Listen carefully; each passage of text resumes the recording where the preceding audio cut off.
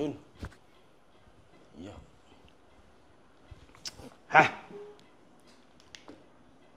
Okey. Malam ni, kalau duit aku hilang lagi, mesti dapat tahu siapa pencuri dia.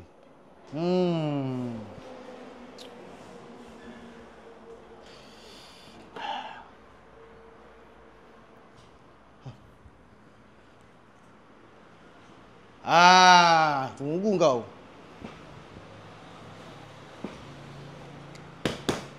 Malam ni aku mesti dapat siapa pencuri dia. Alright.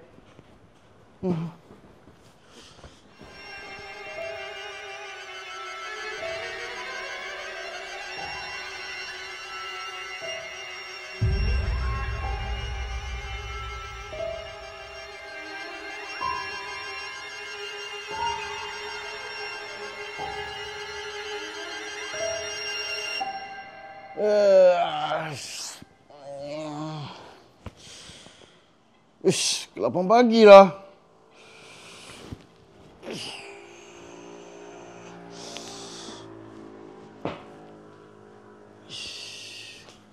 Tengok apa jadi kat CCTV ni.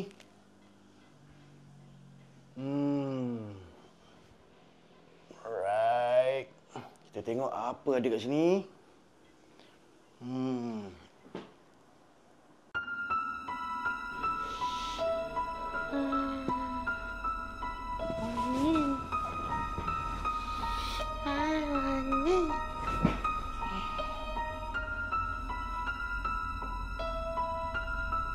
Weh, ni toyol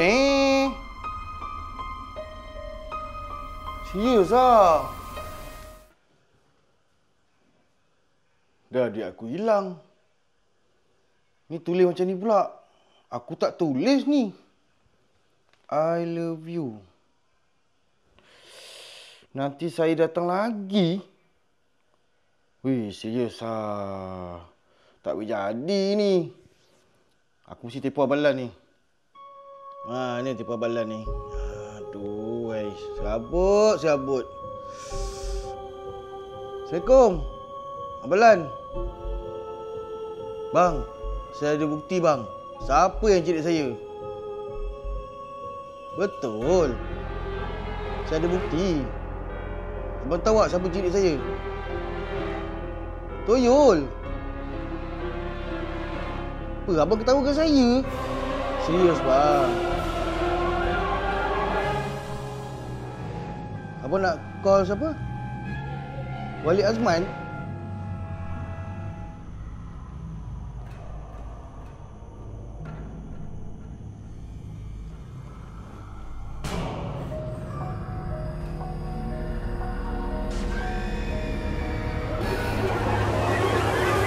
Assalamualaikum.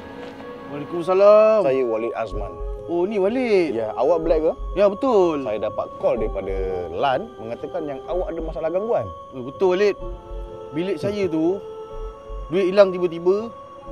Tapi masalah saya bukan pencuri. Tapi ni, ada benda lain kat bilik tu.